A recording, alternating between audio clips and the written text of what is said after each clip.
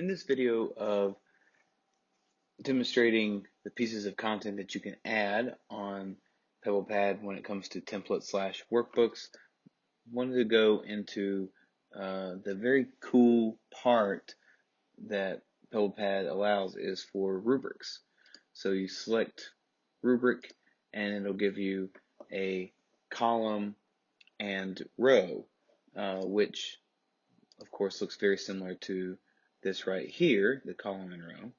But the big difference is you can input the points here, and simply by clicking on each individual cell, it will calculate the score for you. So when you view a student's assignment, you have the rubric here on the page. You simply click, and as you can see down here at the bottom, it is calculating the score for you. Makes grading much quicker, takes the math that you have to do out of the equation. It's a really cool component to PebblePad.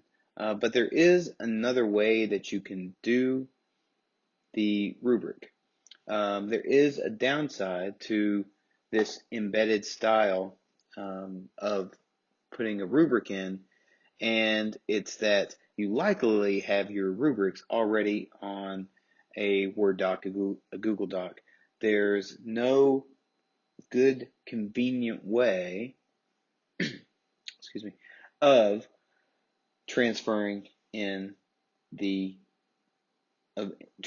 document. Whereas on other pieces of content that we've shown in PebblePad,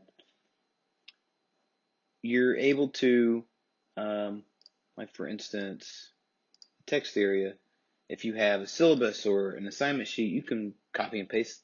You can paste the entire thing in here, no problem, into PebblePad. But all these different cells in a rubric means you can't just easily copy and paste. There's no transfer function in PebblePad, so you do have to copy and paste every cell. It can be quite tedious. And additionally, say you have 4 versions of the same assignment. Maybe here's a January assignment, a March assignment, and 2 April assignments. And you're wanting to use the same rubric and put each on PebblePad. So there's that January assignment, and so on. You aren't able to just drag and drop, copy and paste over the same rubric. So if you type in your rubric on PebblePad, or you copy and paste each cell from a Word doc into PebblePad, even then you still won't be able to recreate the same rubric in the March assignment. So it either takes a little bit of patience, quite a bit of patience on your part, or what you can do is make a reusable rubric that you'll be able to put into Atlas.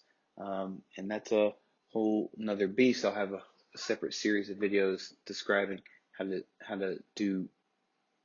bring Atlas into your classroom. But I'll suffice it by saying you'll go to the burger menu, you'll go to Get Creative, and you'll create a template.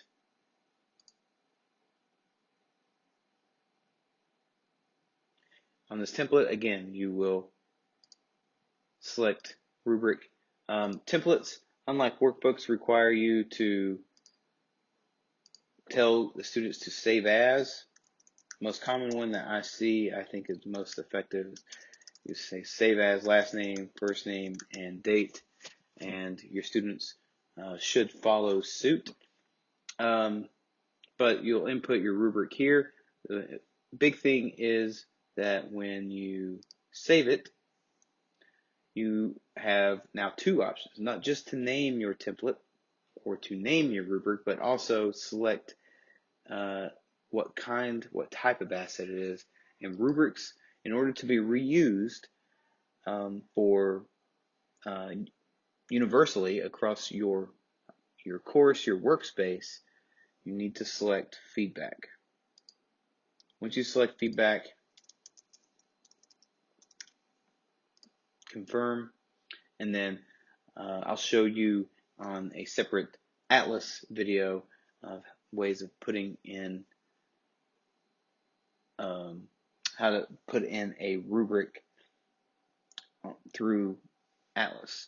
But this video will at least give you a sense of the cool calculation that PebblePad does when making rubric, and it's something that can be a good addition to an assignment or workbook that you are creating for your class.